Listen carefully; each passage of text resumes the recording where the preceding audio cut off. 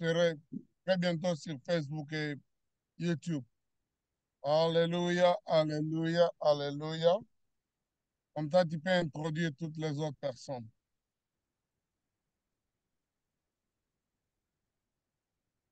Allô, Yes, I'm doing it. gloire à Dieu. En tout cas, tous les bien-aimés, merci de nous rejoindre. On veut constater, je ne suis pas au studio, donc encore une fois, on s'est retrouvé dans une obligation qui fait que on doit s'y prendre dans les conditions où je suis. Que le Seigneur vous bénisse. C'est un plaisir de vous savoir que vous êtes là et que vous avez même attendu. Je peux voir les amis de la Suisse, de Kinshasa. Bob Diaz, je pense qu'il est aussi toujours en voyage. Le pasteur Bermis, le pasteur Nestor, le pasteur Anne, Hervé Lucille. En tout cas, de partout où vous nous rejoignez, que Dieu vous bénisse. C'est encore une fois une joie et pour nous une obligation même de nous retrouver en train de tenter de euh, répondre à ces besoins qui est de, euh, de- d'avancer le royaume de Dieu, de faire le travail du royaume et d'évangéliser. Et comme nous avons entamé depuis le mois d'octobre le sujet de la moisson, la mission, l'évangélisation. Et là, on est en train de voir la seconde partie sur les langages et les messages. Nous abordons la notion comment conserver, préserver les messages tout en recadrant les langages. Pour ceux qui ont vu notre comment dire, description, c'est que nous nous posons la question comment euh, recadrer le langage dans un environnement où bah, regarder le langage dans le but de préserver le message, dans un environnement où la légèreté, ou la façon de présenter les messages ou les théories, les concepts, les thèmes sont en train de connaître de grandes interrogations. Donc, on se pose la question de ce qui est vrai, ce qui n'est pas vrai. Les théories viennent de tous les sens. Ce qui est applaudi peut-être est faux. On commence à se rendre compte, mais surtout la tentation que chacun de nous a pour atteindre le plus grand nombre. Devons-nous faire comme tout le monde? Devons-nous faire le buzz? Ou alors, pour rester orthodoxe, devons-nous avoir un langage assez vieillot, compliqué, complexe, pour que nous ne puissions pas avoir être traités de légèreté, ou alors nous devons utiliser le langage commun, accessible à tous, que beaucoup de gens peuvent comprendre pour faire passer notre message. Voilà un peu quelques-unes des interrogations qui sont nos préoccupations en cette session d'aujourd'hui. Parce que, effectivement, dans notre environnement aujourd'hui, on se rend compte que beaucoup de mots sont déformés.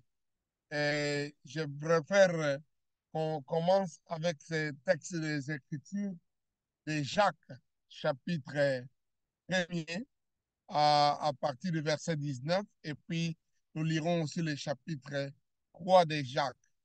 Donc, j'aimerais lire ça d'abord, euh, et puis après, on va revenir sur ça. Peut-être, avant que je dise ça, je parlais avec un bien-aimé, des amis qui sont, par exemple, au Canada, dont certains mots chrétiens sont devenus des injures. Dans certains milieux au Canada, quand on parle de tabernacle, il faut faire attention parce que ça signifie une injure terrible. Jésus même Et pourquoi c'est arrivé comme ça? Et comment les chrétiens doivent s'y prendre dans un tel environnement où des mots comme ça sont tordus. Ils ont pris un autre sens. Et il faut peut-être connaître le contexte et l'histoire de la chose pour qu'un tel mot prononce comme ça. Les mots temple, les mots. Donc, dans certains coins, c'est compliqué de prononcer ça.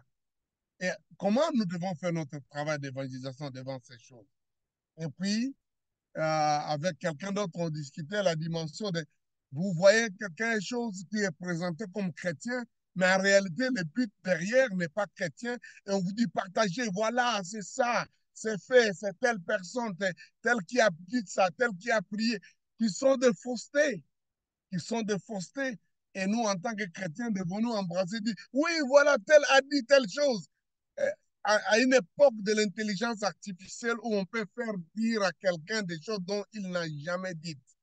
On peut présenter à quelqu'un des points de vue dont il n'est ni de près ni de loin avec ça. Donc, voilà les défis dans lesquels nous nous présentons par rapport au langage, au message qu'il y a. Donc, voilà comment nous devons réagir. Quand on vous dit partagez, partagez, voilà, tel a dit telle chose. Et voici ce que chaque présente. J'aimerais qu'on puisse lire chaque chapitre 1, verset 19 jusqu'à la fin, et puis on va lire chapitre 3. Sachez-les, mes frères bien-aimés, qu'ainsi tout homme soit prompt à écouter, lent à parler et lent à se mettre en colère, car la colère de l'homme n'accomplit pas la justice de Dieu. C'est pourquoi, rejetant toute souillure et tout excès de malice, recevez avec douceur la parole qui a été plantée en vous et qui peut sauver vos âmes. Mettez en pratique la parole et ne vous bornez pas à l'écouter en vous trompant vous-même par de faux raisonnements. Car si quelqu'un écoute la parole et ne la met pas en pratique, il est semblable à un homme qui regarde dans un miroir son visage naturel et après s'être regardé s'en va, oublie aussitôt quel il était. Mais celui qui aura plongé le regard dans la loi parfaite, la loi de la liberté, et qui aura préservé, n'étant pas un persévéré, n'étant pas un auditeur oublié, mais se mettant à l'œuvre, celui-là sera heureux dans son activité. Si quelqu'un croit être religieux sans tenir sa langue en bride ou en maîtrise, sans maîtriser sa langue, mais en trompant son cœur, la religion de cet homme est vaine. La religion pure et sans tache devant Dieu et notre Père consiste à assister les orphelins, les veuves dans leurs afflictions et à se préserver des souillures du monde. Pensez à ça. Ça, c'est Jacques qui dit. Il y a beaucoup de choses qu'on peut commenter là-dessus, mais je préfère pas d'abord commencer par parler de commentaires. Relisons les textes, relisons ce texte encore maintenant. Voyons le chapitre 3 de Jacques du jour. Mes frères, qu'il n'y ait pas parmi vous un grand nombre de personnes qui se mettent à enseigner, car vous savez que nous serons jugés plus sévèrement. Nous bronchons tous de plusieurs manières, et si quelqu'un ne bronche point en parole, c'est un homme parfait, capable de tenir tout son corps en bride ou en maîtrise de soi.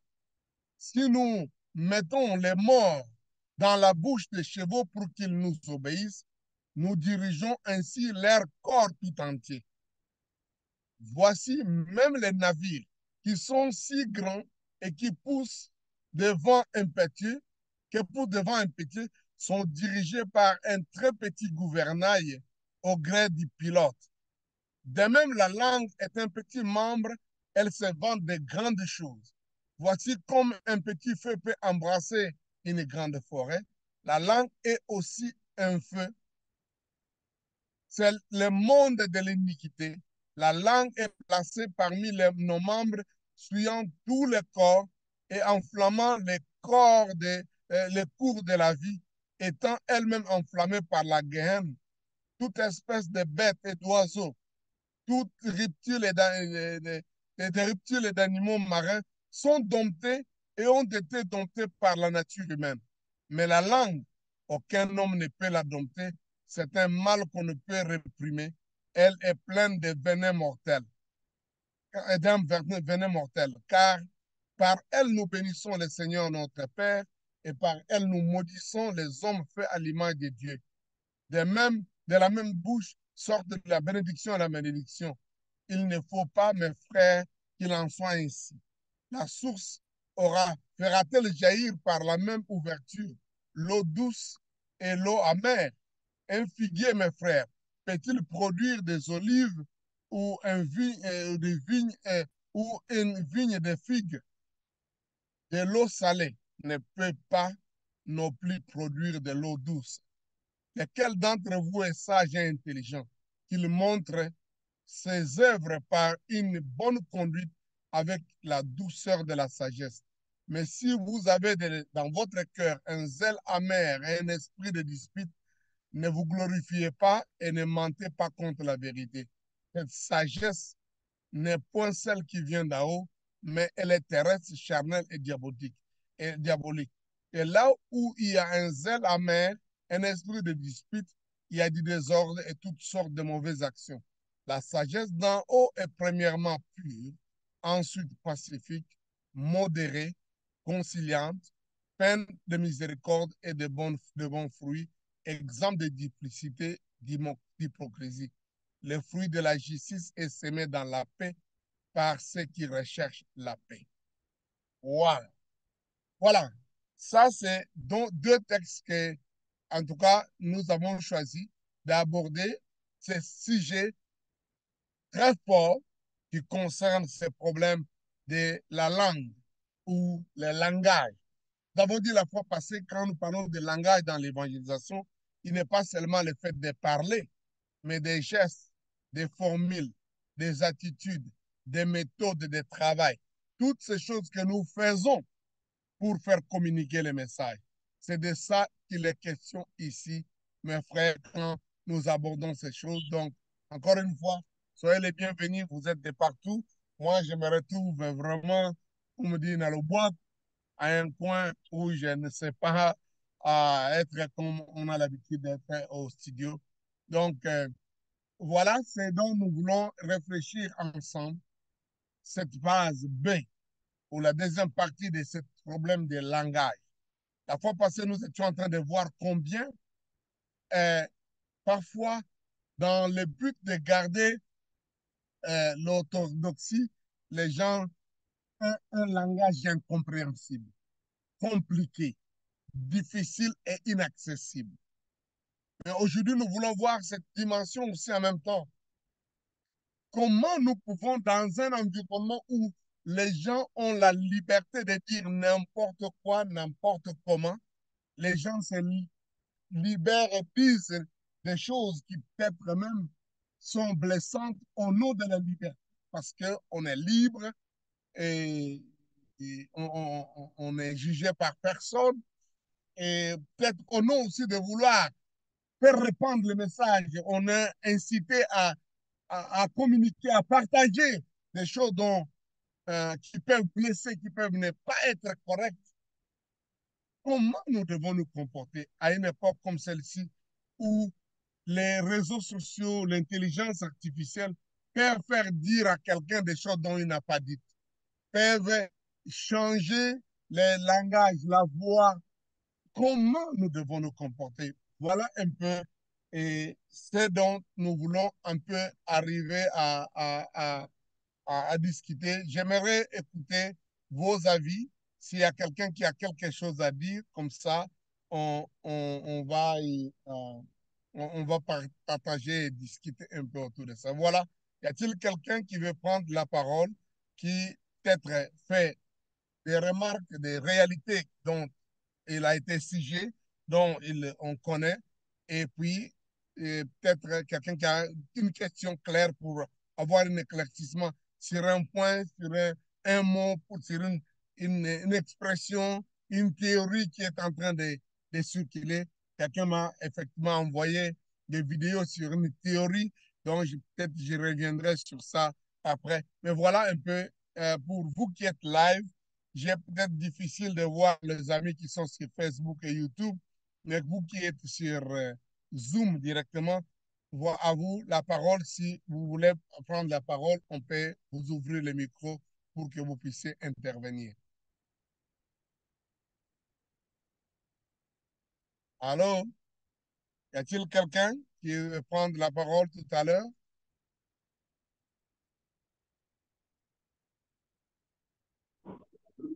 Docteur, bonjour, bonsoir. Moi, je fais juste une petite question. Donc, Oui, oui, bonsoir. oui, je vous Oui, entends. Et les autres vous entendent aussi. Oui, allez-y. je viens juste de s'expliquer, donc je n'ai pas pris ce que vous venez de dire. Si vous pouvez répéter. OK, Ok, ça va. ça va. On va avoir de quelqu'un qui a suivi dès le départ, comme ça, il C'est peut. ça, on ne doit pas tout répéter. Oh, ouais.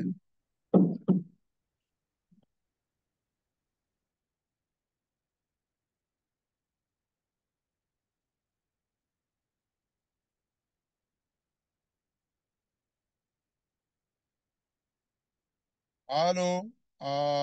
Personne ne prend la parole.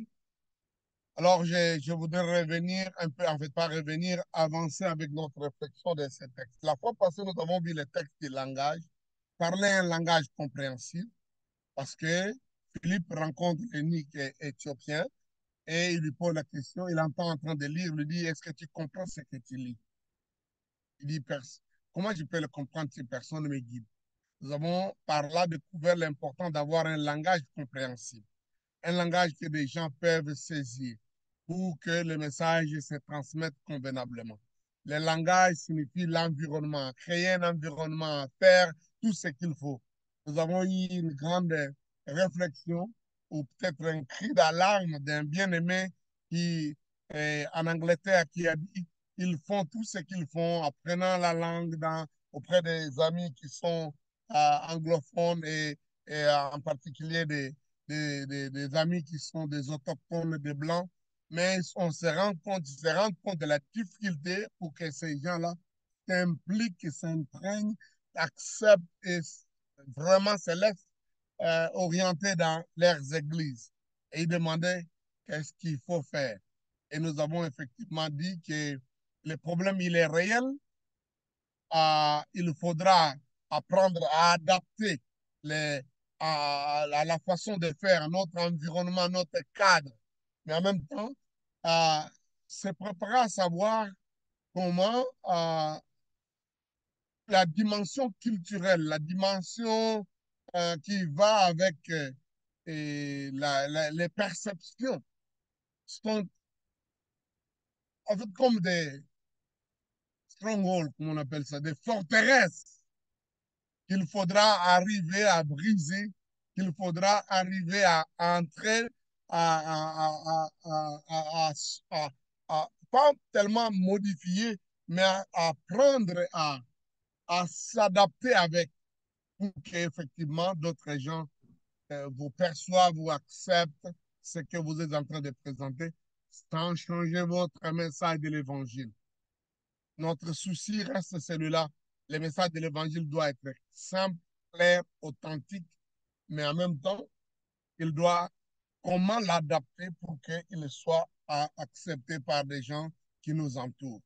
Et là, nous avons aussi abordé l'aspect de voir si on parle de ces éléments des gens intellectuels dans d'autres milieux, il y a aussi les milieux dans nos villages, dans notre population qui n'est pas aussi très, très, très lettrée, comme on peut dire.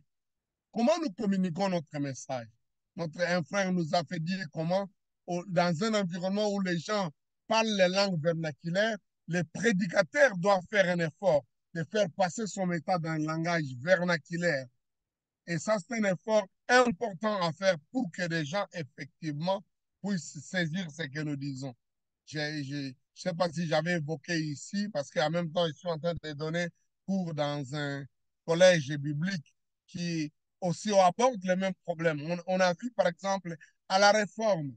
À la Réforme, Martin Luther était un moine prêtre très instruit, très éduqué, connaissant les latins, les grecs et l'hébreu, il a compris que le message de la réforme doit être mis sur pied, en fait, communiqué dans le langage du commun ou vulgaire. Il a fait la traduction de la Bible en allemand parce qu'il prêchait les Allemands, mais il lisait les textes en latin et en grec et en hébreu.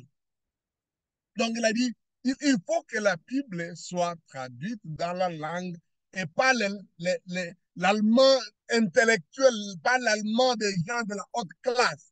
Il faut que ce soit l'allemand de la gens du commun, comment on appelle ça, la version vulgaire, pour que les gens saisissent. Tous les pamphlets, tous les enseignements qu'il donnait ont été communiqués dans cette langue-là. Et pas seulement ça, il a utilisé la musique. Vous savez qu'il a composé près de 4000 chants. Pourquoi? Parce que, d'ailleurs, l'Église catholique a dit qu'il redoutait plus les chansons de Martin Luther que les prédications ou les écrits de Martin Luther. Parce qu'il a pris tout l'enseignement de la rédemption, du salut par la grâce. Il a mis ça dans des mélodies. Et la population comprenait plus facilement les messages de Sola, Gratia, Sola, Gratia, Sola, Fide. Donc, par les chansons, les gens ont chanté. C'est ce qui explique quand vous voyez les hymnes, parce que nous avons la majorité des hymnes qui sont dans nos recueils aujourd'hui, les ailes de la foi, la chant de victoire. Un grand nombre ont été écrits par Martin Luther, par le John Wesley, par les gens de cette période-là. Ils ont chanté les messages, pas juste les sentiments, pas juste ce qui... Mais ils ont pris le message clair qu'ils avaient, ils ont mis ça en vers, en poème, et ils ont donné des mélodies à ça. Ce qui explique pourquoi ces chansons, en quelque sorte, ne dévaluent pas. Parce que c'est le message chanté. Et l'Église catholique a eu peur de ça. Et non seulement ça, Luther a aussi utilisé les images. Les images. Vous savez, à l'époque où il a fait la réforme, l'Église catholique était remplie aussi de beaucoup d'images. Et Luther a dit, on ne détruit pas ces images. Ce qu'il y a dans les vitraux, ce qu'il y a dans les sculptures, que ces images-là continuent. Parce que la majorité de la population est illettrée, il faudra qu'ils comprennent le message au travers de ces images. Et donc, cela était très important. Martin Luther a compris aussi qu'il faut créer des écoles. Créer des écoles, et ce qui a amené ce qu'on appelle la concordat.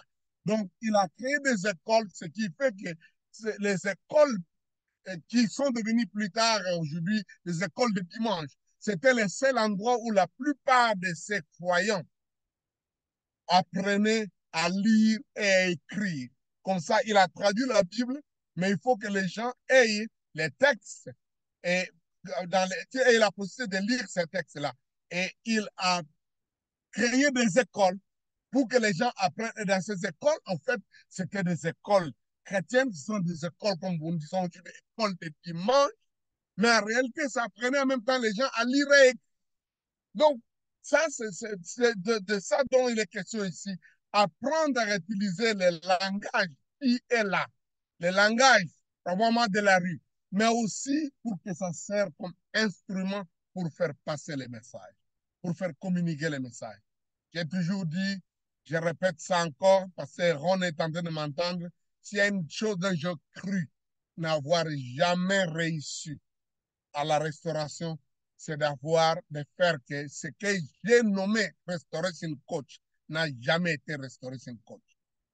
À l'époque, Restoration Coach, dans ma perception, était un groupe musical qui chanterait les messages de la restauration.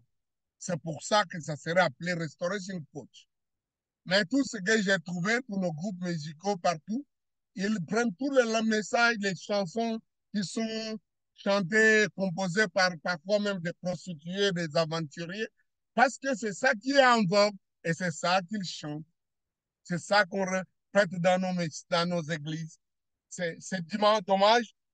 Je sais qu'il y en a qui me suivent, qui ne sont pas de la restauration, mais je voudrais dire, ça a toujours été mon désir de faire que les messages de la restauration soient chantés par des frères et des sœurs, par nos groupes musicaux dans nos églises. Nos principes de la restauration, tout c'est pour ça qu'on a appelé ça Restoration Coach. À ce jour, j'ai écouté juste un frère qui a composé un chant avec les principes de la restauration. D'ailleurs, pour l'encourager et pour faire signe d'exemple, ma joie, je lui ai même donné un peu d'argent en public devant tout le monde. Donc, ça a toujours été mon souci de dire, qu'est-ce qui se passe quand je considère la situation tellement du Congolais? Les Congolais font facilement passer un message par les chants. Regardez les politiciens, regardez les dons domaines. Un petit problème qui arrive les jours suivants ou dans la semaine qui va suivre, il y a un cantique que les Congolais ont composé autour de ça. Ils ont donné une mélodie à ça. Et les gens comprennent, les politiciens comprennent ça. Ils ont pris l'option de faire passer leur message au travers des chants. Qu'est-ce que nous faisons dans nos églises? Où est-ce que nous ramassons tous les messages, toutes les chansons que nous avons dans nos églises? Comment nous nous mettons pour faire passer ces messages? Donc ça, je dois le dire de tout cœur encore une fois ici, puisque moi-même, je ne suis pas chanteur, je ne donne pas de mélodie. Peut-être que je vais faire un petit effort encore maintenant. Donc, ça, Restoration Coach, on a échoué. Lamentablement, absolument. Et j'étais même en train de me demander est-ce qu'on doit continuer à garder les noms de nos groupes musicaux de l'église, de nos églises, Restoration Coach, parce qu'on n'est jamais un coach qui fait passer les messages de la restauration. On chante toute autre chose qui circule. Pourtant, c'est notre ministère est dans un environnement d'un peuple chanteur. Et ça, je sais. Moi, je crois ça, que c'est un don que Dieu a donné aux Congolais. Et Zana Makila, le Congolais est capable de chanter, de jouer de la musique facilement, sans note, sans quoi. Moi, je crois même que c'est le meilleur diamant, la meilleure pierre précieuse que Dieu a mis dans les Congolais, le talent de la musique. Et le monde reconnaît ça, mais le Congolais prend ça à la légère. Donc, nous pouvons faire passer nos messages pour que les gens comprennent. Si Martin Luther a fait faire ça au XVIe siècle, peut-être j'insiste beaucoup sur ça, nous comprenons, nous n'avons pas encore vu cette valeur de l'universalité et de la puissance du message qui passe par les chants. Et c'est comme ça que je dis aux gens, quand non seulement tu n'aimes pas la chanson, mais quand la chanson te rappelle une mauvaise chose, ou le compositeur vit une mauvaise vie, il ne faut pas chanter cette chanson. Parce qu'il y a toujours une force, une puissance. Beaucoup de gens appellent ça un message subliminal qui passe au travers des gens. Ça passe au travers de ça. Vous ne vous rendrez pas compte, mais ça passe. Donc, c'est pourquoi il faut qu'en tant que chrétiens, nous puissions inciter des frères et des sœurs qui doivent composer des chants et chanter des chants doctrinellement corrects. Parce qu'il y a beaucoup de chants, du point de vue de la doctrine, sont complètement de fausseté. Sont faux, sont pas véridiques, mais du point de vue aussi de l'esprit derrière, de la puissance qui est derrière. Ils ont été composés par des gens charnels, par des gens dans le mal, par des gens qui, en fait, font la promotion de mauvaises choses. Ce n'est pas étonnant de voir que beaucoup de musiciens tombent dans le mal, parce que c'est un environnement d'inspiration.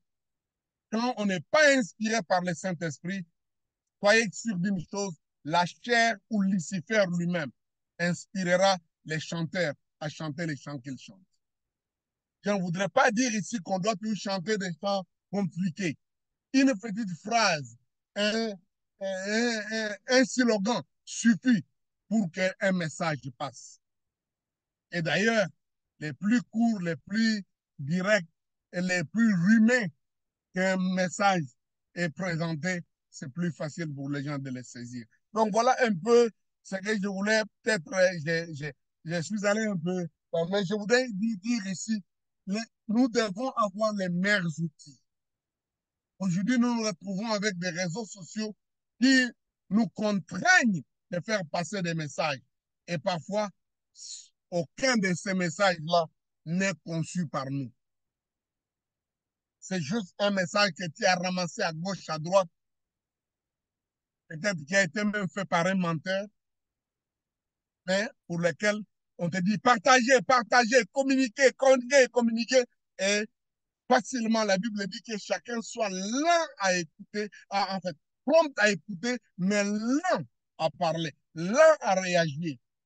Il y a beaucoup de frères maintenant, quand vous voyez tout ce qui circule dans les réseaux sociaux, la dangerosité de ces réseaux, c'est pas parce que les messages sont faux, mais c'est parce que les gens ne prennent pas le temps de plonger leur regard, de réfléchir. Est-ce que ce que je dis, ce que je lis ici est vrai ou pas vrai? Ce que je lis ici vient de quelle source? Ce que j'écoute ici, je mets mon attention. Je suis en train d'avaler quelque chose qui vient d'où? J'ai toujours dit, quand les algorithmes, quand je parle des algorithmes, de tous les éléments qui font tourner les réseaux sociaux, comprennent que vous croyez facilement une certaine façon, certaines particularités des messages. Ces algorithmes vont commencer à vous envoyer régulièrement ce genre de messages, ce genre de vidéos. Peut-être même ce n'est pas des gens qui les ont conçus qui envoient ça, mais l'algorithme voit. Si vous croyez aux théories de conspiration, des choses qui sont fausses, mais qui sont en vogue, qui sont le buzz, l'algorithme, comme elle veut faire passer la publicité, elle a besoin de vous envoyer les vidéos de ce sens-là. Et leurs publicités vont passer. Donc, soyez sûrs d'une chose, si nous ne pensons pas que le Saint-Esprit nous observe, les algorithmes, c'est-à-dire la technique derrière les réseaux sociaux, connaît nos goûts, ce que nous aimons écouter, ce que nous aimons chanter, ce que nous aimons manger, ce que nous aimons regarder, ce que nous aimons acheter.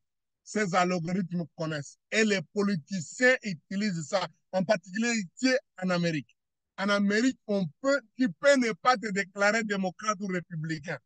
Mais pendant la période de la campagne, les publicités qui viendront chez toi sont des résultats des algorithmes qui ont étudié ce que tu aimes, ce que tu vois, combien de minutes tu passes devant quelle sorte d'image, de quelle sorte de personne, de quelle sorte de candidat.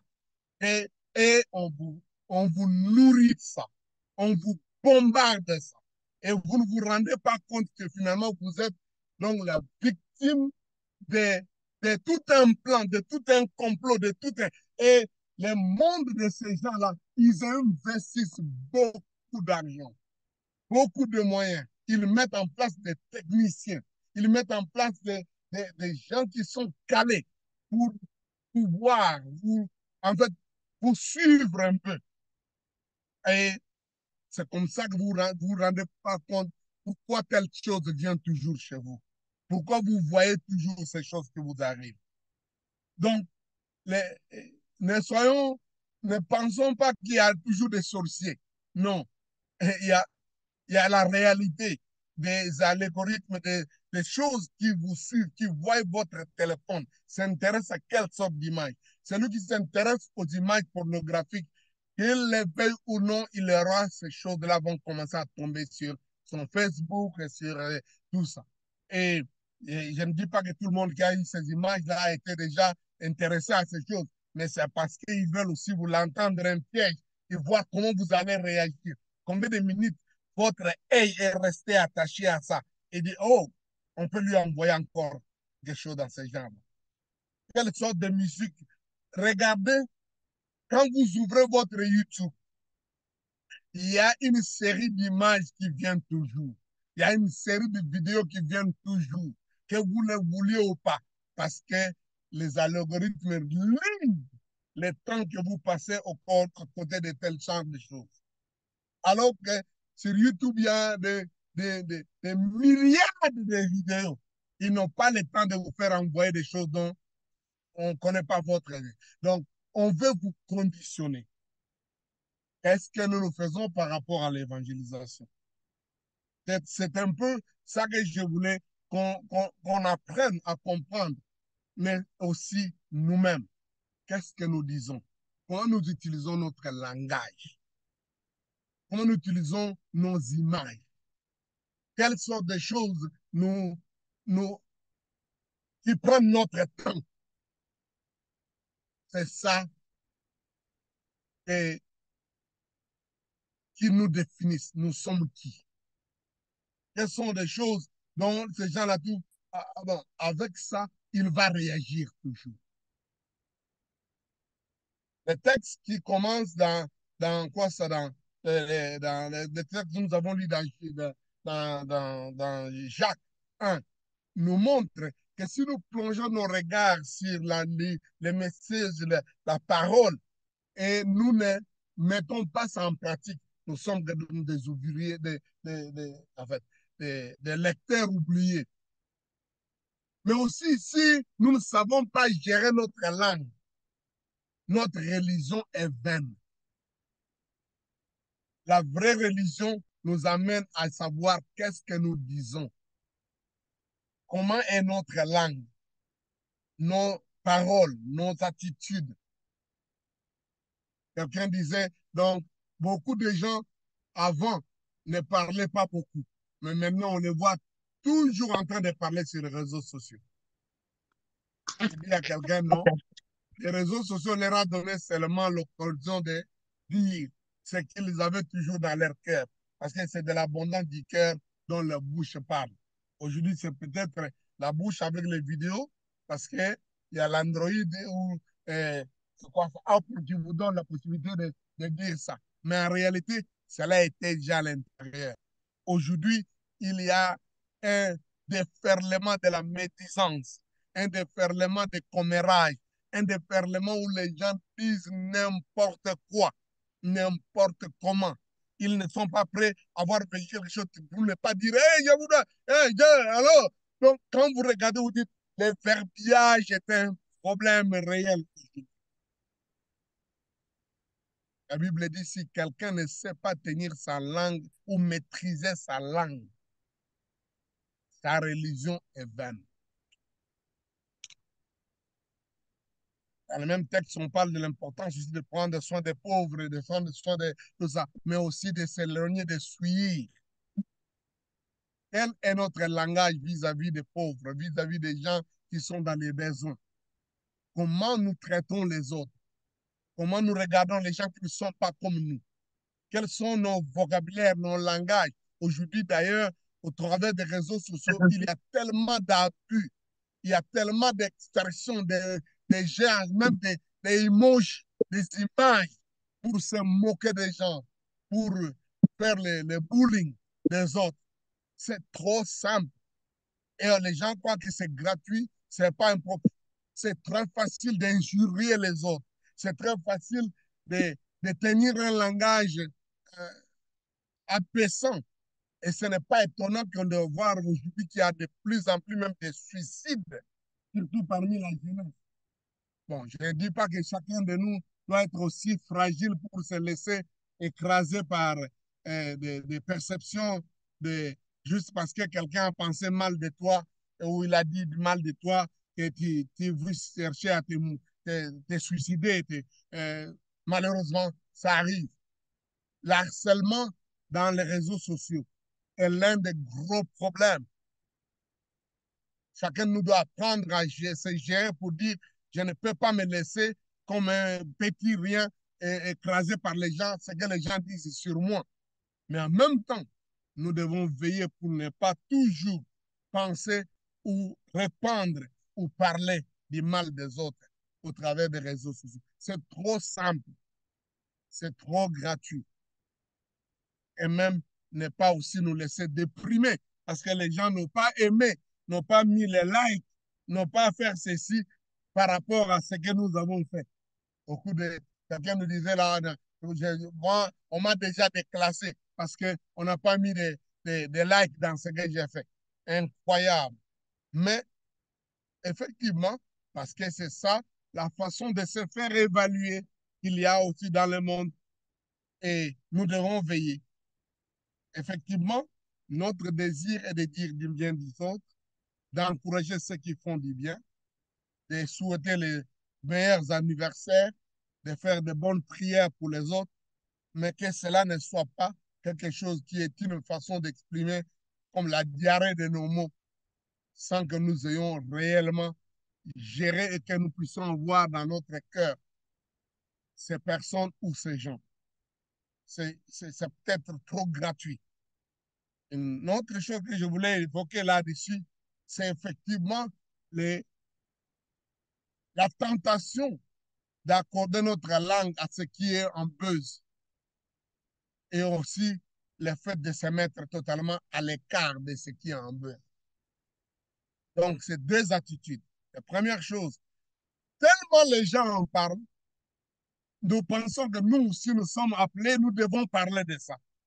Et facilement, ça distrait, ça nous éloigne, ça nous amène à ne même pas finir ce qu'on était en train de faire parce que on vous a, c'est quelque chose à pop-up, comme on dit, c'est pas en français, mais on dit.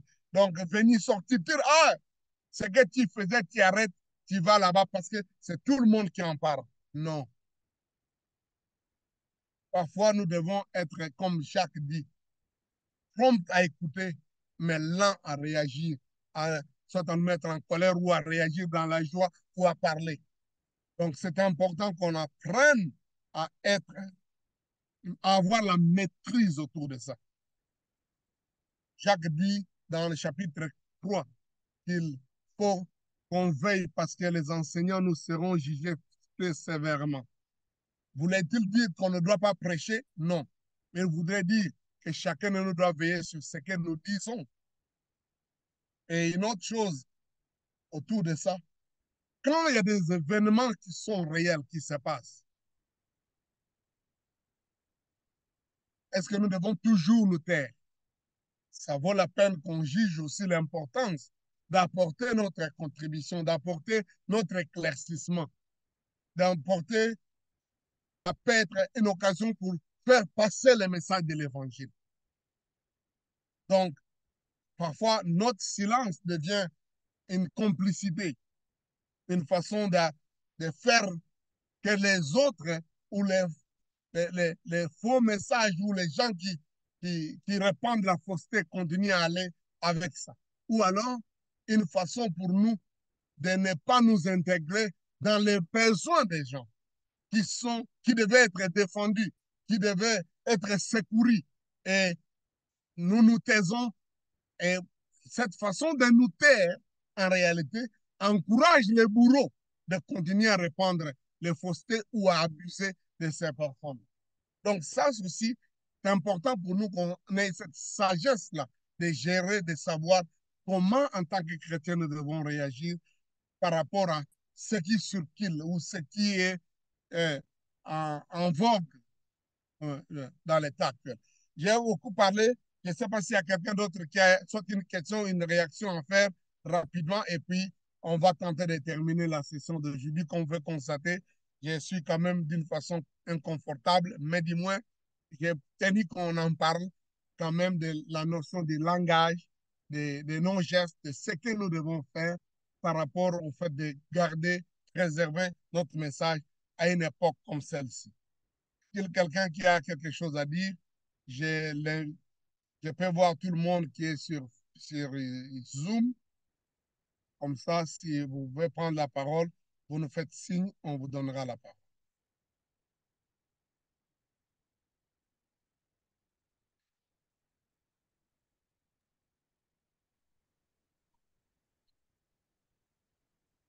Il y a Pasteur Anne qui a levé la main. Tu peux ouvrir le micro, Pasteur Anne, et tu peux intervenir. Merci, allez-y. Bonsoir Daddy, bonsoir à tous. Bonsoir, Pasteur. Oui, Daddy, quand vous parliez de la nécessité de faire passer le message dans un langage qui est compréhensible pour la personne à qui on parle, l'auditoire auquel on s'adresse. Oui, moi je crois que c'est vraiment important parce que c'est par rapport à ce qui m'est arrivé le samedi dernier. J'avais abordé un jeune homme pour partager l'évangile avec lui. Alors, moi, je me suis adressé à lui en français. Je me suis adressé à lui en français. Je lui ai dit, ah, bonjour mon frère, est-ce que tu peux m'accorder 2, 3 minutes? Oh oui. Il dit, ah bon, tu sais que Jésus t'aime? Oui, oui, je sais. En avant. Donc, il me répondait juste par oui, non. Ah, j'ai compris qu'il avait un peu de problèmes à s'exprimer. Alors, j'ai pris le relais en lingala. Et dès que j'ai commencé à parler à lingala, vous voyez que la personne maintenant s'ouvrait. Voilà, il a commencé à partager. Donc, vraiment eu un beau moment. Donc, vraiment, à la fin, elle me dit, ah non, vraiment, ça, c'est Dieu qui vous a envoyé. Effectivement, je suis dans telle situation, je ne savais pas que faire et tout. Donc, j'ai pu partager et atteindre en fait la personne parce que j'ai pu en fait maintenant échanger avec lui plus facilement. Donc, oui, je crois que c'est vraiment important. Moi, j'ai vu juste, bon, c'était un jeune homme, je me suis dit, bon, ah, c'est facile, tout ça, mais j'ai compris que non, non, non, ça ne passait pas. Mais dès que j'ai commencé à parler avec lui en lingala, il s'est vraiment ouvert, il m'a commencé à me parler un peu de sa vie, des difficultés et tout. Ça m'a permis encore de parler de Jésus, que non, c'est par Jésus que tout ça et tout ça. Et on a même pris des rendez-vous pour pouvoir continuer à parler avec lui. Donc, je crois qu'effectivement, c'est un élément important. Amen, amen. Gloire à Dieu d'abord pour les témoignages de témoigner Christ, parce que, comme on a dit, tous ces mois, les mois d'octobre et maintenant, nous sommes en train de nous encourager à évangéliser, à atteindre des gens. Votre témoignage défie plus d'une personne pour dire est-ce que vous avez atteint quelqu'un, parlé avec quelqu'un de l'évangile. C'est très important. Merci beaucoup, Pasteur Anne, pour cette dimension de votre témoignage. La deuxième partie, c'est effectivement cette capacité de saisir la langue qu'il faut pour partager le message. Parce que nous sert-il de parler sans que la personne ne comprenne? Il faut qu'on soit sensible à comprendre que la personne n'est pas en train de saisir ce que je suis en train de le dire. Et c'est bon, voilà, que vous avez pu parler avec quelqu'un à Lingala qui comprend bien les choses. Nous avons Hervé ou Pasteur Lucille, parce que les deux sont toujours ensemble, et puis Ron. Hervé, tu peux ouvrir le micro et comme ça tu parles, tu as la parole. Après, on donnera Pasteur Ron. Daddy, c'est moi. Oui, Pasteur Lucille. Oui, je vous salue. Bonsoir à tous. Ouais. Alors, moi, j'ai une préoccupation. Je ne sais pas si cela fait partie du langage ou des gestes appliqués ou les méthodes pour communiquer. Je ne sais pas. Alors, quand il s'agit du surnaturel, par exemple, comment faut-il procéder? Parce que moi, j'ai eu un problème et ce problème-là, nous avons eu à évangéliser des personnes qui sont venues dans un culte et malheureusement, bon, je ne sais pas malheureusement ou heureusement, dans ces cultes-là, ces dimanches-là, il y a eu une manifestation des esprits. Donc, il y avait 2 personnes qui étaient, il y avait une manifestation des esprits démoniaques. Alors, curieusement, les nouveaux qui étaient là n'ont pas pu se retenir, ils ont quitté l'église. Ils ont fui. Alors, le protocole qui était là est allé les chercher, mais ils ont dit non, non, non, là-bas on ne rentre plus. Ça, c'est un, comment ils ont appelé ça en italien, je ne sais pas comment traduire ça. Ils ont dit ça, c'est una gabbia, c'est quoi ça? C'est comme un asile de fous. C'est un asile de Oh, fous. Voilà. Alors, comment s'y prendre? Comment faire? Ce n'est même pas parce qu'on a imposé les mains ou quoi que ce soit, c'était seulement pendant l'adoration et cela a déclenché et les gens n'ont pas pu supporter. C'était des nouveaux, ils n'ont jamais vu ça, c'était la première fois. Et parmi ces gens, il y avait aussi une personne qui était déjà dans une église évangélique, mais qui n'a jamais vécu ça et c'était vraiment une catastrophe. Alors, je ne pouvais pas arrêter à ce moment-là, sortir, aller suivre, mais ceux-là qui sont partis pour les convaincre et n'ont plus voulu retourner dans la salle. Ah oui, ça c'est quand même un problème, hein? Je ne sais pas ce que d'autres gens pensent, mais je, je dois dire que nous ne devons pas interdire Dieu de se manifester.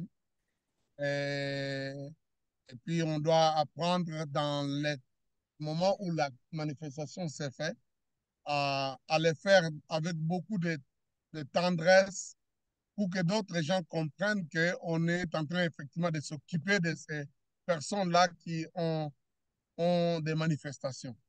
Parce qu'effectivement, si vous voyez dans certaines réunions, je ne dis pas que ça s'est passé chez vous, quand il y a des manifestations comme ça, les encadreurs ou les prédicateurs eux-mêmes entrent aussi dans la scène de manifester des choses d'une façon un peu plus bizarre. Comprenez, pour les nouveaux, ils peuvent ne pas comprendre. L'apôtre Paul parlait même des gens qui viendront vous écouter en train de parler en langue. Ils diront, mais ces gens, ils sont comment? Quand le Saint-Esprit est descendu à Pentecôte, les gens ont dit, mais ces gens sont ivres. C'est notre devoir, et je crois, de l'expliquer, de prendre le temps de donner une petite orientation aux gens. Malheureusement, comme dans les cas, vous dites, les gens n'ont pas attendu, même après, ils sont partis. Non, oui. Mais s'ils peuvent rester pendant un temps, prenons le temps d'expliquer. Parce que nous avons l'habitude de croire que tout le monde connaît ça. Il y a des gens qui voient ça pour la première fois. Moi, quand j'étais rempli du Saint-Esprit pour la première fois, je ne l'avais jamais vu ça chez quelqu'un. Et moi-même, je me suis dit, hey, est-ce que je suis ensorcelé, empoupé? Qu'est-ce qui me se passe? Pourquoi je parle de choses comme ça? J'ai vécu au milieu de baptistes, je n'avais jamais entendu que quelqu'un peut parler en langue. Donc, la première personne que j'ai vu parler en langue, être baptisé du Saint-Esprit dans ma vie, c'est moi-même. On veut imaginer dans ces conditions.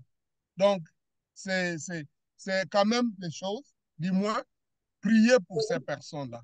L'Esprit de Dieu va continuer à les parler, va continuer à se manifester et ils vont même eux-mêmes comprendre. C'est vrai qu'ils ont déjà vu, ils ont une définition des centres, des asiles pour les malades mentaux, parce que c'est tout ce qu'ils avaient vu, mais ils peuvent avoir besoin eux-mêmes d'être libérés des choses dont ils ignorent. Et, et Dieu continuera à parler avec les gens. Quoi, vous n'avez pas besoin de vous culpabiliser, mais du moins, si l'occasion s'offre, entrez en contact avec ces personnes et tentez de les aider. Je ne sais pas s'il y a quelqu'un qui a une ajoute à cette réponse avant qu'on donne la parole au pasteur Ron qui avait levé la main. Ouais. Oui, maman Euh, Astrid, allez-y. excusez-moi pour l'image, elle n'est pas très bonne. Je voulais dire à Pasteur Lucille, peut-être à nous tous aussi, que bon, cela peut arriver. Il ne faut pas qu'on se condamne. Je ne crois pas que vraiment, euh, pour moi, j'exhorterais qu'on puisse encore visiter ces gens-là. Comme ils ont été capables de venir jusqu'à l'église, qu'on aille les voir chez eux et qu'on leur explique que même dans la Bible, il y a des endroits où les mauvais esprits sortaient et les gens étaient agités. Mm. Et après, ces gens-là étaient libérés. Donc, cela est très important pour qu'ils comprennent que ce sont des choses qui sont dans la parole. Parce que c'est comme le bishop a dit, dans certaines églises, on n'abordera jamais un sujet comme celui-là, qu'on a chassé un démon, ou bien on ne verra jamais même une manifestation parce qu'on ne croit même pas que les gens sont possédés. Et pourtant, peut-être il y a plein de possédés dans une assemblée. Alors, moi, j'exhorterais qu'on ne puisse pas seulement penser qu'ils ont abandonné, ils sont partis, qu'on les visite et qu'on leur explique. Et un peu dans ce sens-là, quoi. Bon, je ne sais pas, vous dites pendant l'adoration, on ne sait même pas, c'était quelqu'un voulait parler en langue, quelqu'un, bon, ça, on ne sait pas entrer dans le détail, mais pour ces gens-là, j'exhorterais qu'on puisse faire encore un pas vers eux pour les aider parce qu'ils risquent d'être aussi une mauvaise langue qui va parler mal de l'Église. Ouais. Mais c'est mieux de les atteindre, leur expliquer, leur demander de revenir en leur assurant que ça ne se passe pas chaque fois, Mais quand quelqu'un est possédé, quand l'esprit mauvais veut sortir, la personne peut être agitée. Donc, c'est un peu dans ce sens. Je peux vous dire que beaucoup de gens qui se sont convertis plus tard dans la vie ont vécu des phénomènes pour lesquels ils étaient en train de redouter ce qui arrivait, ce qui s'est passé dans les milieux là. Deuxième chose, l'Europe, en particulier l'Europe francophone, hein, vous parlez de vous, vous êtes italien, a développé un sentiment donc, en anti-manifestation, de telle sorte qu'ils craignent plus entrer dans une secte que donc toute autre Oui. chose qu'ils peuvent. Donc, ce qui fait qu'ils ont déjà dans leur équipement, dans le mental, même dans les milieux chrétiens évangéliques, C'est on ça. les a Oui. préparés à être donc allergiques à toute manifestation. Donc, ça, c'est l'un des grands phénomènes qu'il y a dans le refroidissement de l'Europe. C'est un très grand phénomène, c'est sérieux, pour lequel il faut prier pour ça. On doit Donc, les gens expliquer là sont aussi aux prêts. gens. Yeah. Ouais. Les gens sont vraiment devenus très allergiques. Dès que même vous l'abordez, seulement en train de le prêcher calmement dans la rue, dans sa tête, voilà une secte qui m'aborde. Parce que c'est ça qu'on leur a enseigné pendant très longtemps. Ça, malheureusement. Mais bon, merci beaucoup, Astrid. Merci, Pasteur Lucille. Pasteur Ron, vous pouvez ouvrir et parler maintenant. Bonsoir, papa. Bonsoir. Bonsoir, mamie. Bonsoir, tout le monde. Je bénis le Seigneur pour le programme d'aujourd'hui. J'aimerais aborder dans le même sens, avant de poser, disons, de parler de mes préoccupations, j'aimerais aborder dans le même sens que mamie Astrid tout à l'heure. J'aimerais vraiment demander à maman Lucille d'être encouragée et de ne pas être découragée par ça parce que ce n'est pas fait sciemment. C'est quelque chose qui se produit. Elle-même a appelé ça manifestation surnaturelle, donc ça n'a rien à voir avec elle. C'est Dieu qui a voulu ça. Ça s'est manifesté. Mais aussi envisager le suivi, comme maman Astrid a dit, mais encore trouver en cela un besoin de l'Église. Est-ce que même parmi les gens qui sont à l'Église, est-ce que tout le monde comprend ça? Est-ce que tout le monde est au courant de ça? Pourquoi ne pas prendre cette occasion-là comme un moyen pour préparer un enseignement dans cette direction, dans ce sens-là, pour préparer l'Église, pour en parler à l'Église? Comme Maman Astrid a dit, il peut y avoir d'autres personnes qui ont le même problème, mais qui n'ont pas eu la même réaction, soit on ne sait pas pourquoi, par incrédulité, par résistance ou mais lorsque l'enseignement sera dispensé, ils sauront, ils comprendront qu'ils ont une addiction par rapport à telle chose, ils ne font pas bien telle chose, ils sont charnels par rapport à tel comportement, et que l'effet de la puissance de la parole qui sera dispensée avec la prière fera que les autres soient dégagés aussi de ce problème, pas forcément par la même manifestation, mais par la parole déjà qui elle-même nous purifie, nous libère, ainsi de suite. Donc, j'aimerais vraiment que Maman Lucille ainsi que tout le staff saisissent l'opportunité par rapport à cet incident, mettons ça entre guillemets, pour qu'on puisse avoir une approche dans ce sens-là par rapport à l'Église. On a eu plusieurs émissions sur le surnaturel et tout ça. On a des documents, on a des livres sur le Saint-Esprit. Donc, il y a suffisamment de la matière pour aborder dans ce sens et édifier le peuple de Dieu et les aider. Mais aussi, une autre approche, c'est celle de se dire que les personnes qui ont manifesté ces esprits, qui ont été, nous le croyons, délivrées, libérées, aidées, ne sont pas moins importantes que les deux personnes qui sont venues et qui sont reparties. Parce que rien n'est sûr que ce genre resterait à l'église.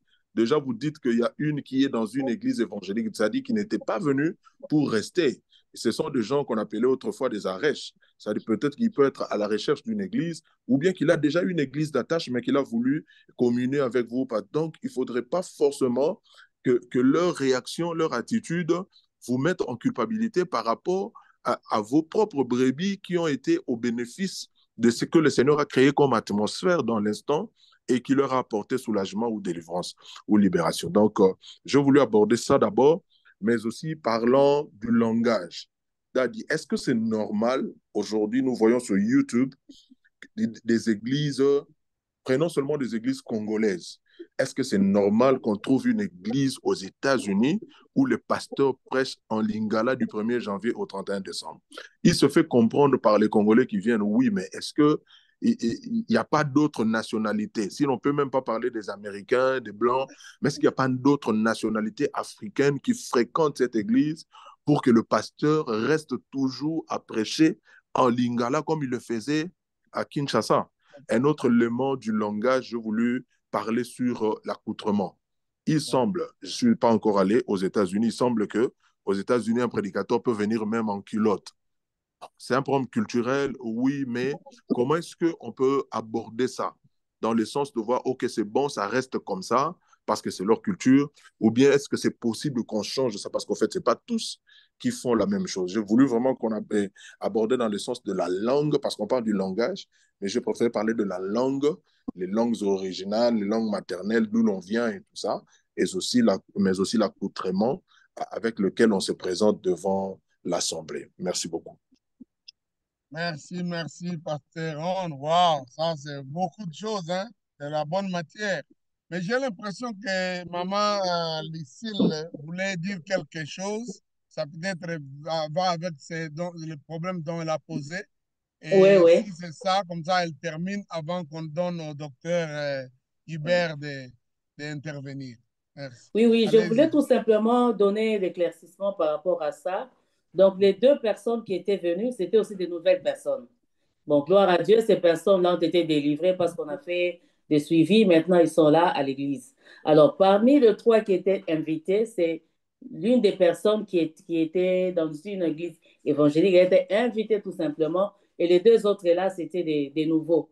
Mais nous sommes aussi sous leur trace parce que les personnes qui les ont invités, ce sont ceux-là à qui nous avons donné le devoir de pouvoir les rechercher et nous sommes en train de les préparer pour entrer en contact avec eux et régulariser ça. Bon, ceux déjà de l'Église sont déjà habitués.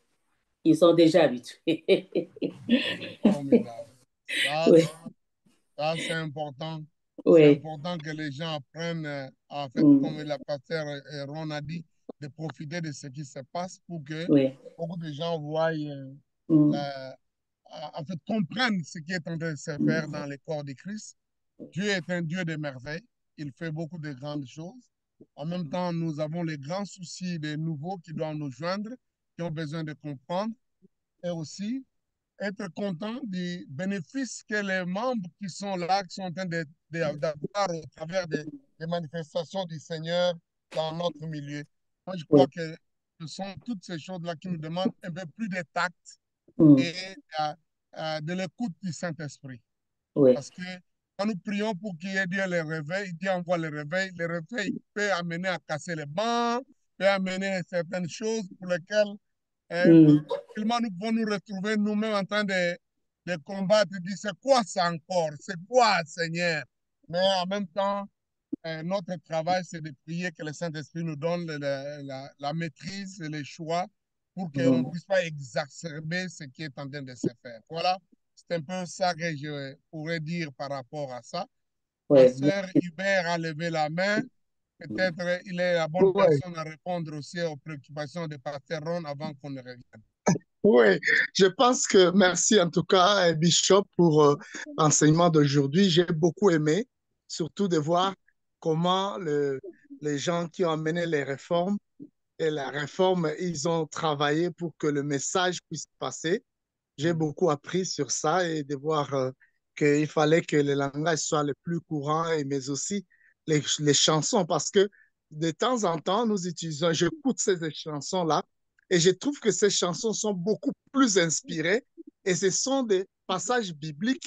Même nous, quand nous allons dans les chœurs pour chanter avec les vieillards, nous utilisons ces vieux cantiques, disons, les anciennes chansons. Mais ce sont des chansons tellement puissantes que nous voyons les manifestations de l'esprit quand nous chantons ces chansons maintenant. Ouais. Mais ce sont des chansons que les gens ont créées à l'époque avec John Wesley ou bien Martin Luther. Donc, Ouais. vraiment, j'ai Plusieurs compris que siècles. Ouais.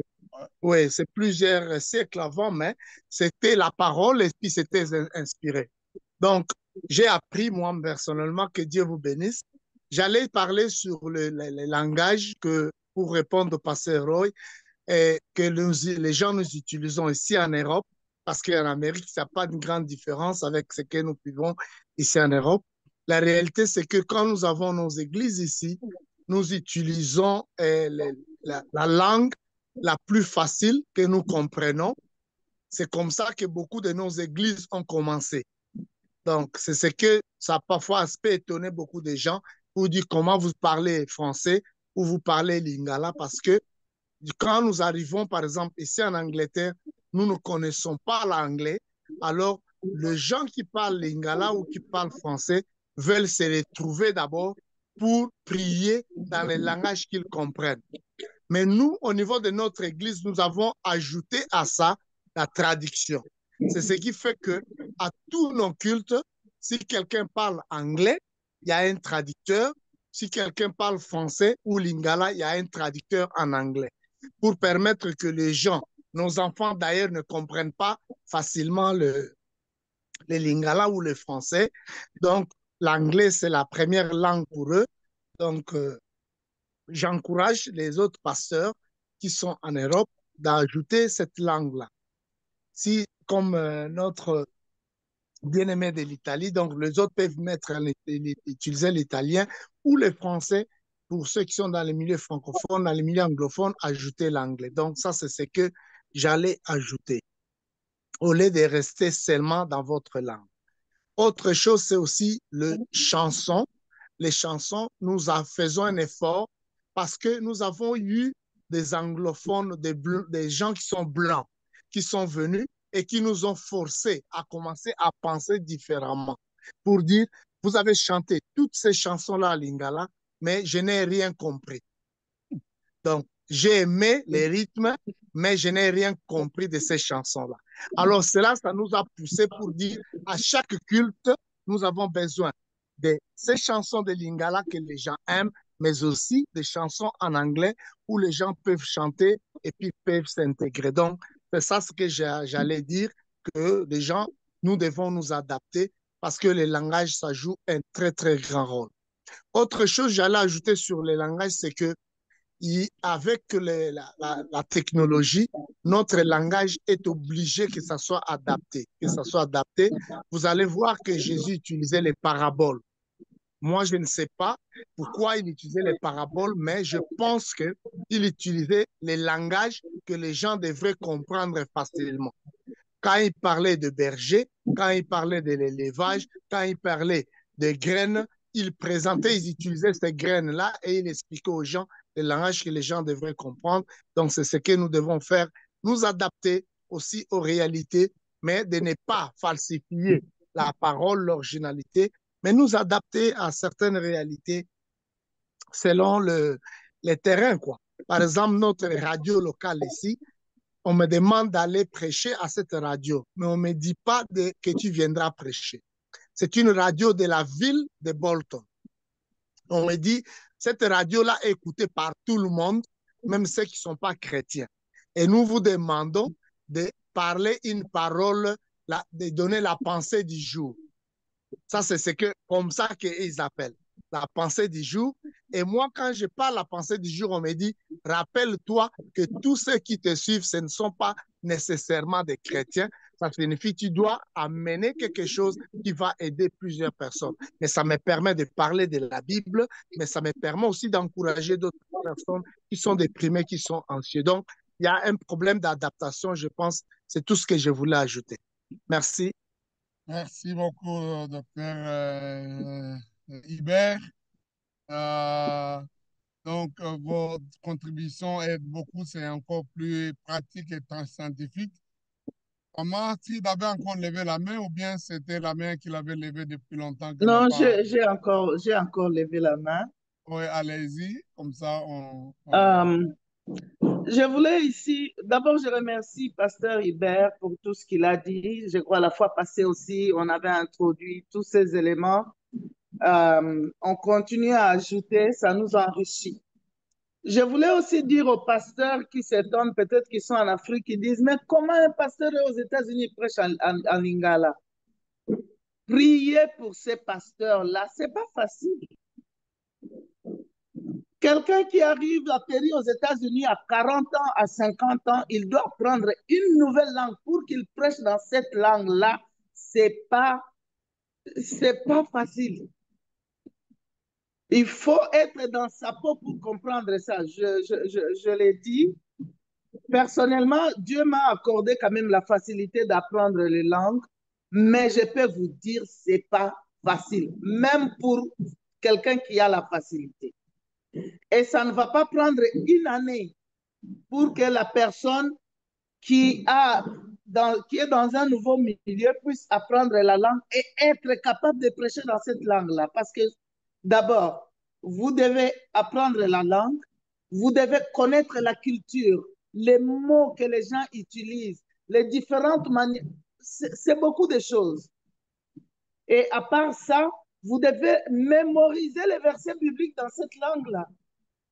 Donc, c'est pour dire que ce n'est pas chose facile du tout.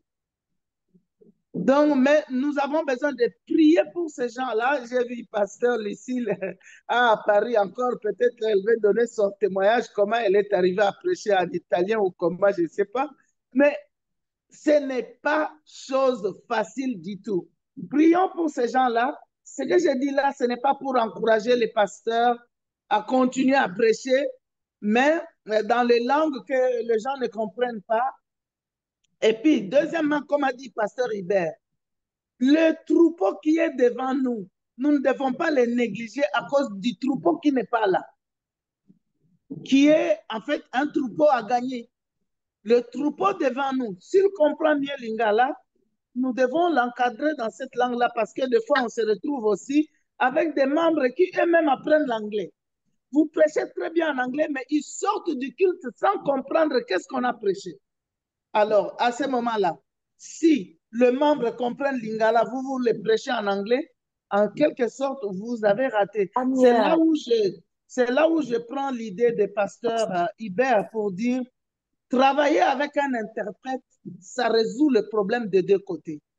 Il y a ceux qui ne comprennent que la langue d'origine de leur pays qui sont nourris. Il y a ces nouveaux qui comprennent que la langue de ce nouveau pays qui sont aussi nourris suffisamment parce que toutes les brebis ont de la valeur. Que ce soit le brebis de l'autre côté ou que ce soit les brebis de notre pays d'origine. Donc, toutes ces brebis-là sont importantes. Donc, c'est un peu ça que je voulais dire. Formidable. Je crois que nous sommes tous en train d'apprendre beaucoup de choses et de nous édifier. Je voudrais encourager tous les pasteurs, surtout qui sont jeunes, d'apprendre la langue du pays où ils sont en train d'exercer le ministère comme missionnaire. C'est un effort, ça demande beaucoup d'efforts, mais il faut le faire et il ne faut jamais vous gêner lorsque vous commettez des fautes là-dessus. Donc, et surtout, faites un effort de ne pas commettre de fautes, mais l'accent risque de ne jamais quitter. Parce que de toutes les façons, pour prendre seulement l'anglais, on ne sait même pas l'anglais à combien d'accents. Jamaïcain, nigérien, indien, irlandais, américain. En Amérique, il y a l'accent du Texas, il y a l'accent du sud, de North Carolina, l'accent de Chicago, l'accent de Californie. Donc, n'ayez pas peur des accents, surtout. Faites un petit effort là-dessus et ne vous gênez pas. Et deuxièmement, utiliser les interprètes, c'est un travail très efficace. Osborne disait toujours ça. Il a dit, utilisez les interprètes, apprenez les membres à être de bons interprètes. Parce qu'il y a aussi des interprètes qui interprètent des choses dites et vous n'avez aucune idée. Pour moi, je vous donnerai raconter l'histoire, j'essaie là en Colombie. On m'a donné un interprète et parce qu'il est enseignant d'une école, dans une école en anglais. Moi, je prêchais en anglais. Je lui ai dit, j'ai dit aux gens, you must be born again. Lui devait dire ça en espagnol. Alors, j'ai répété, you must be born again. Il n'a pas dit, il n'a pas interprété. J'ai dit, mais dites ça, tu dois être né de nouveau. Lui me pose la question, c'est quoi ça? Qu'est-ce que ça signifie, ce que tu viens de dire? Donc, je me suis immédiatement rendu compte qu'il ne connaît pas ce que c'est être né de nouveau. Il n'est pas né de nouveau.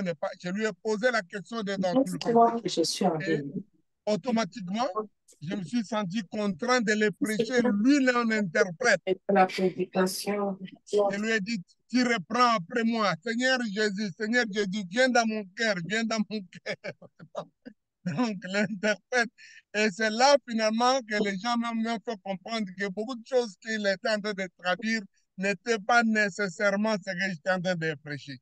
Donc, vous comprenez que ça, c'est aussi un travail. Apprendre la langue, apprendre la Bible dans la langue où vous devez exercer le travail missionnaire est aussi très important. C'est un travail, c'est une décision et il faut être intentionnel. Si vous ne pouvez que persévérer à conduire dans la langue de Lingala, vous risquerez de ne jamais parler la nouvelle langue. Donc, il faut faire un petit effort là-dessus. Mais la langue que vous maîtrisez, en tout cas, prenez votre liberté de le faire et de bien le faire. Donc, c'est ce que je peux répondre là-dessus. Et je sais que beaucoup font déjà de grands efforts. Et maman, s'il a parlé des membres qui sont là et les membres qui ne sont pas là, aujourd'hui, nous avons de gros problèmes. Nous ne prêchons plus jamais les gens seulement qui sont là. Nous prêchons des gens qui ne sont plus là parce que nous sommes appelés, encouragés à diffuser nos enseignements sur les réseaux sociaux. Donc, quelque part, ça vaut la peine qu'on puisse toujours savoir que nous avons affaire pas seulement à des gens qui nous suivent en direct, mais à des gens qui nous suivent dans d'autres façons. Ce qui nous amènerait aussi, non seulement à connaître la culture, mais à rendre de plus en plus universels nos messages. Parce qu'il y a des gens qui nous suivront qui ne sont pas nécessairement dans la culture que vous êtes. Pour ça, répondre directement au pasteur Ron par rapport aux pasteurs américains qui viennent avec des habits ou en culotte, tout ça, je dois le dire franchement, personnellement, je n'approuve pas ça. Je n'approuve pas. J'ai été dans des réunions où j'ai vu des pasteurs venir comme ça, ou des membres, mais en même temps, je voudrais dire que nous devons aussi nous sortir de l'esprit jugemental. Nous devons nous-mêmes d'abord nous donner une discipline personnelle. Moi, je crois en la dimension sacrée des lieux de culte. Mais ça, je ne dis pas que c'est mauvais de prier en culotte. Je ne dis pas que c'est mauvais d'enseigner avec un habit ordinaire. Donc, il faut apprendre à, comme on dit, à évaluer les conséquences ou l'impact de ce que vous êtes en train de faire. Toutes les fois que je vais prêcher, aujourd'hui je vais donner cours, je sais que les étudiants là vont trouver que je suis toujours, comme on dit, chape. Donc je porte. Donc, alors que quand je suis dans le milieu congolais, il dit ah, le docteur Sony, il est négligent. C'est-à-dire les mêmes habits que j'ai mis dans le milieu des Américains, quand je les mets dans le milieu des Congolais, comme le Congolais, il faut tirer 4 épingles, donc le dernier cri. Donc j'apparais comme si là, j'ai même été quelque part, quelqu'un m'a dit, ah, docteur, on négligeait réunion. Donc tu comprends, donc je dois payer pour que je ne puisse pas aussi aller trop bas que les milieux où je suis. Et donc, j'encourage que nous puissions, en,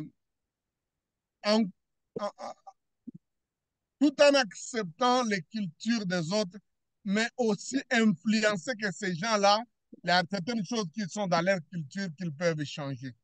Ça, c'est mon point de vue.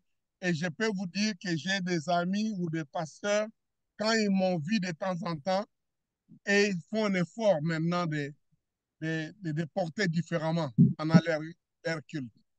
Et j'allais même dire qu'il y a un pasteur que je connais depuis tout le temps, il n'avait jamais été en veste. Maintenant, depuis que je le connais il y a une année maintenant, il est en train de prêcher avec veste.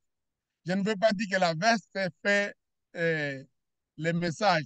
Comme on dit, l'habit ne fait pas le moine, mais on reconnaît le moine par sa veste. Donc, ce qui fait que c'est utile que nous puissions aussi avoir un impact d'une façon pas très critique, mais d'une façon intelligente pour que les gens commencent à valoriser les lieux, les moments où ils sont. Parce qu'il n'y a pas que venir en culotte, il y a des habits qui sont vraiment comme qui encouragent le voyeurisme. que les gens portaient, pas seulement les sœurs, les frères. Donc, ça désacralise un peu les lieux de culte, il faut le reconnaître. C'est pas bien. Chacun de nous doit veiller pour garder la dimension sacrée. Je ne veux pas dire toujours avoir un manteau de bishop, mais il y a toujours une dimension de comment nous apparaissons et donner aux gens la valeur. C'est pas un langage, c'est un langage que nous communiquons. Donc, voilà ce que je peux dire par rapport à ça. Je ne dis pas, je ne condamne, je ne suis pas d'accord avec la façon dont les pasteurs viennent comme ça, mais je ne condamne pas aussi longtemps que son public comprend. Je fais un effort de l'encourager à donner une autre valeur dans la façon de se présenter devant les gens. Et j'ai l'habitude de dire ça à mes amis qui sont, qui sont américains. Je dois le dire. Même dans les milieux américains, ce n'est pas toujours la même chose. Il y a des églises dont ce qu'ils appellent les habits du dimanche. En particulier dans les églises des Noirs américains. Oh mon Dieu, quand vous y allez, vous croirez que vous êtes du côté de Kinshasa. Donc, ils vous portent pimpant. Il y en a même qui ne veulent pas venir à l'église si ils n'ont pas un nouvel habit. Donc, vous comprenez, donc, c'est aussi On va à l'extrême. combattre cette histoire-là qui a amené les autres à aller dans l'autre extrême. Donc, ils disent il doit être simple. L'autre a dit oh, je dois avoir les derniers cris pour être dans la présence de Dieu. Donc, voilà un peu ce que je peux dire par rapport à ça. Pasteur Lucille voulait parler, je pense. C'est ça. Je voudrais qu'on puisse tenter de vouloir commencer à atterrir. Les problèmes de langage, il est sérieux. Nous allons continuer peut-être. Mais s'il y a quelqu'un qui a quelque chose à dire, nous pouvons donner la parole pour quelques minutes, en tout cas, soyez bref, et comme ça, on tente de vouloir terminer notre session d'aujourd'hui. Non, Mami, je n'ai rien à dire. Non, non. Ah, ok. Donc, non, il ne faut pas arrêter parce que j'ai dit ça, mais je voudrais nous encourager à dire que ce sujet, il est réel, il est profond. Le message est aussi incarné par les messagers. Quand nous parlons de langage, ce n'est pas seulement la langue, c'est la présentation. Ce sont les termes, les mots que nous utilisons. Il y a des gens qui utilisent des mots qui sont vraiment, qui ne devaient pas être utilisés. Il y en a d'autres dans le sens que ces mots-là sont pratiquement comme injurieux. Il y a d'autres gens qui utilisent des langages très sophistiqués, compliqués, que les gens ne comprennent pas. Donc, il faut absolument qu'on apprenne les apparences. Pasteur Nico, tu peux prendre la parole, tu peux ouvrir le micro, tu dis. Bon. Bonsoir Bishop et bonsoir à tout le monde. Bonsoir. Merci pour toute cette richesse autour de l'Évangile. Vraiment, je suis très édifié. Et je voudrais, euh, compte tenu du thème d'aujourd'hui, donc qui était le langage et les messages de la mission, je crois. Donc, j'aimerais dire un peu des mots. Je crois que chacun de nous sentons les besoins, nous sentons ce que nous devons faire.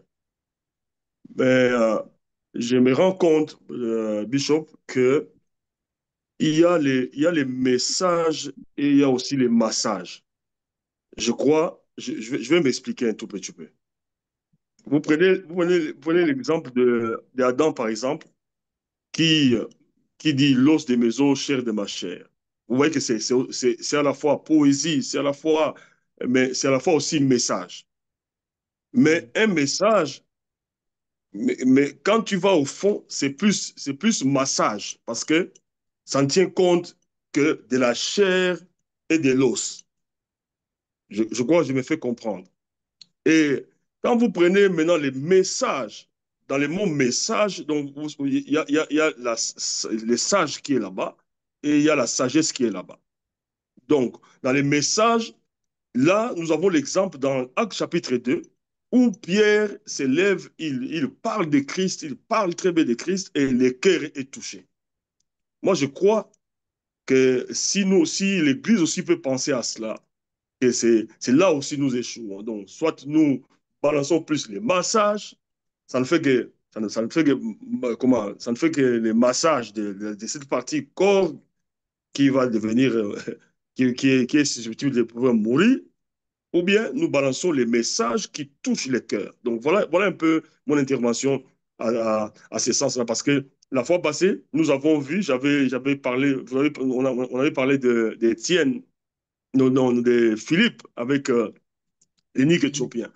Donc, qui entre dans un confort luxueux, dans un endroit luxueux, mais qui prêche les messages. Et quand c'est les messages, nous voyons les résultats, nous voyons Christ demeurer dans la personne. Voilà un peu, Bishop, un peu des mots, ce que je peux dire. Merci beaucoup. Ah, bon. Merci parce qu'aujourd'hui, vous avez été en même temps philosophe, mais beaucoup plus facile à comprendre. J'aime beaucoup Pasteur Nico, il est formidable. C'est un homme qui est attaché aux mots et à toutes les, comme on dit, les tournures de la langue, message et message. Il est vrai qu'aujourd'hui, on a un grand problème de message qui vient seulement toucher les émotions, les passions des gens. Et c'est ce qui court, c'est ce qui est facile, ce qui est dans les réseaux sociaux, ce qui a un public qui doit suivre, euh, sans que ça ait les fonds profonds des messages de l'Évangile. Mais en même temps, lorsque nous présentons notre message de l'Évangile, n'oublions pas la dimension que ces gens qui le reçoivent ont une chair, ont un cœur, ont des émotions, ont tous ces éléments. Donc, ce qui fait que on doit apprendre à toucher l'homme tout entier pour que les dieux qui sauvent les sauve dans leur âme, dans leur corps, dans leur esprit. En même temps, le salut qu'ils reçoivent soit un salut profond, entier, intégral et qui demeure. C'est ce que nous pouvons dire dans l'entretemps. Je crois que c'est utile que maman Anto entende le message de papa Nico. Donc, c'est normal. Donc, c'est utile qu'il y ait le massage aussi dans la prédication de l'évangile. Mais sans ternir le vrai message qui est derrière ça. Lorsque probablement Ève a entendu os de mes os, chair de ma chair, donc ayoki nzoto, comme on dit, donc ayoki nzoto. Mais ce message-là pouvait aider ces foyers-là à aller plus loin. Mais il y avait le message clair qui était là pour montrer cette personne m'est identique, elle est comme moi, je comprends cette personne et c'est la meilleure des choses que Dieu a faites pour moi. Donc voilà ce que je peux dire par rapport à ça. Encore une fois, merci d'avoir été aussi nombreux et donc m'excuser les retards. Moi-même, je me suis retrouvé, je suis vraiment en lingala, on dit Nebisiga Bikauki, donc l'environnement qui. Mais nous avons dit on ne va pas arrêter de ne pas avoir notre session. Et vous tous qui étaient sur Facebook, sur YouTube, certainement vous avez donné des messages. Moi, je n'ai pas pu accéder à ça. Vous comprenez, je suis sur Zoom, mais en même temps en train de diffuser sur tous mes réseaux sociaux en même temps. Donc, je n'ai pas pu voir. Excusez-nous si nous n'avons pas lu vos réactions ou vos questions. Nous tenterons de revenir et répondre à ces autres questions. Que le Seigneur vous bénisse. À la prochaine. Encore une fois, prêchez la bonne nouvelle. Partagez. Nous avons quelque chose de fort qui peut changer de cœur, qui délivrer les captifs, amener la bénédiction aux gens dans tous les sens, dans tous les domaines et adaptons le message qui puisse atteindre des gens et qui puisse faire ce travail-là. Nous allons prier le Seigneur. Père, nous te disons merci pour la session que tu nous as donnée aujourd'hui. Oh Dieu, pour les témoignages, comme ce que Pasteur Anne a donné, que ce que ma pasteur Lucille a donné. Et Seigneur, aide-nous à être à la hauteur du travail que tu nous demandes de faire. afin que notre travail ait de l'impact et surtout que notre message puisse, oh Dieu, notre langage puisse communiquer le message sans, Seigneur, oh Dieu, les tordre. Bonsoir, docteur. Dirige et bénis nos langues, Seigneur, et qu'elles soient des Ça instruments va, de papa? bénédiction pour ta gloire. Au nom de Jésus, notre Sauveur et Seigneur, nous avons ainsi prié. Amen. Que Dieu vous bénisse. À la prochaine. Que Dieu vous bénisse. Amen. Amen. Amen. Amen. Amen. Amen. Amen. Merci.